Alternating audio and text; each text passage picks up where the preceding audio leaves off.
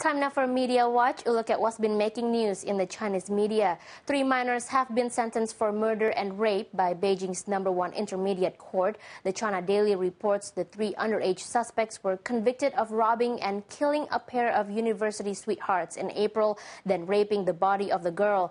The minors range in age from 15 to 17. The verdict follows a previous ruling by the court earlier this month in which the 20-year-old ringleader behind the attack was sentenced to death. The 16 and 17-year-old offenders received life sentences, and the 15-year-old was given 15 years behind bars because he was only convicted of robbery.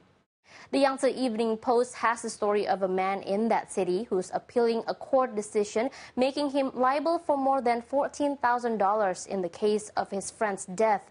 The man escorted his drunken colleague home and dropped him off around 30 yards from his front door, but the intoxicated man never made it inside. He was found dead outside his front door, having succumbed to exposure. The court ruled against the man who took him home, saying he failed to perform to carry out his duty properly. However, the paper adds that the plaintiff has filed an appeal against the verdict. The Qingdao Morning News reports that a heavy smoker in the Shantung provincial capital was hospitalized recently for nicotine poisoning. The avid puffer had smoked 47 cigarettes in just 2 hours. The tobacco binge came after he'd been fired from his job for smoking and leaving burn marks in the clothes he was making.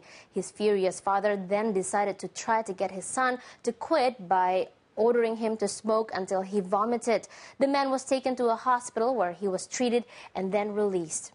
If you've ever been curious about what it's like to experience an earthquake, you can head down to the Jianquan Museum in Jiangxi Province. The Huaxi Metropolitan Daily says the province Tayi County is building a 1,000 square yard earthquake simulator at the museum.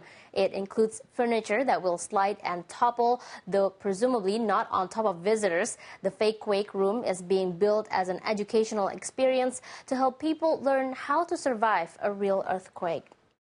The South China Morning Post says subway commuters had a pleasant surprise this weekend as a group of more than 60 people dressed in Santa Claus suits piled onto Beijing trains singing Christmas carols. The paper says the Santas, both Chinese and expats, were celebrating in the city as part of the annual SantaCon. This describes itself as a non-profit, non-political, non-religious Santa Claus bar crawl held in cities worldwide.